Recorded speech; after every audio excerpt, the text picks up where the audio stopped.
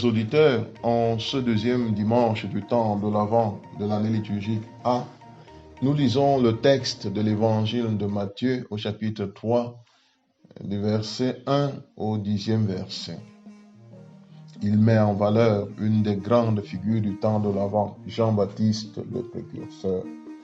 Et la description de Jean est faite avec des détails. Il portait un vêtement de poil de chameau et une ceinture de cuir autour des reins. Il avait pour nourriture des sauterelles et du miel sauvage. Une description qui fait de lui un homme qui vit dans un milieu aride, un ascète. Il mène une vie de pénitence.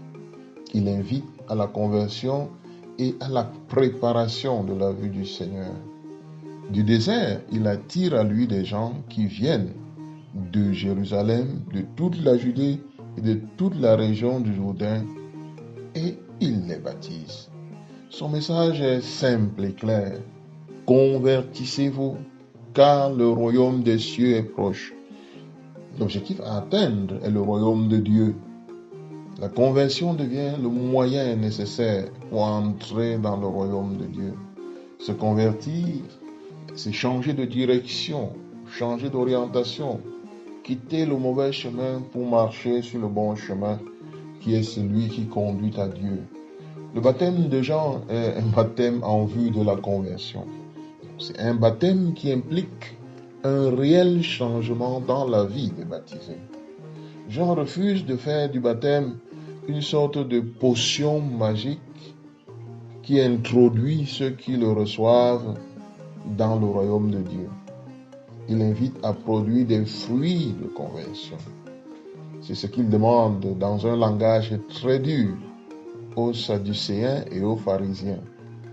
Celui qui ne va pas dans cette direction, qui refuse de se convertir, va brûler dans le feu qui ne s'éteint pas. Notons en passant que ces deux groupes sont des groupes de croyants qui observent les commandements de Dieu. J'en sais bien que c'est eux qui résistent le plus à la conversion. En effet, appartenir à la famille d'Abraham, être chrétien, baptisé, confirmé, marié à l'Église, ne suffit pas pour entrer dans le royaume de Dieu. Il ne suffit pas d'avoir de bonnes intentions. Il faut agir, il faut porter de bons fruits, des fruits dignes du royaume de Dieu. Jean se présente lui-même comme le précurseur, celui qui vient préparer le chemin à Jésus. Jésus baptisera dans l'Esprit Saint et le feu, et il assurera aussi la fonction de juge à la fin des temps. La moisson dont il est question à la fin de ce texte fait allusion à la fin du monde, au jour du jugement. Nous sommes encore dans cette première partie du temps de l'Avent où nos regards sont tournés vers la fin des temps, pas encore immédiatement vers Jésus qui vient à Noël. Il faut se préparer à la rencontre avec le Christ. Ce texte, comme celui du dimanche dernier, nous invite donc à prendre les moyens pour veiller dans l'attente du Seigneur.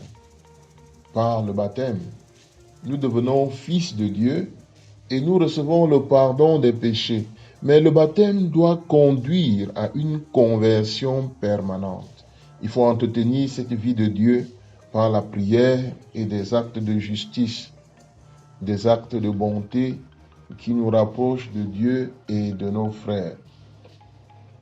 Seigneur, donne-moi le courage de changer, le courage de m'ajuster à tes commandements, que je produise des fruits de conversion, que ma vie change positivement et que ma présence au milieu de mes frères apporte un élément positif à la construction de ton royaume.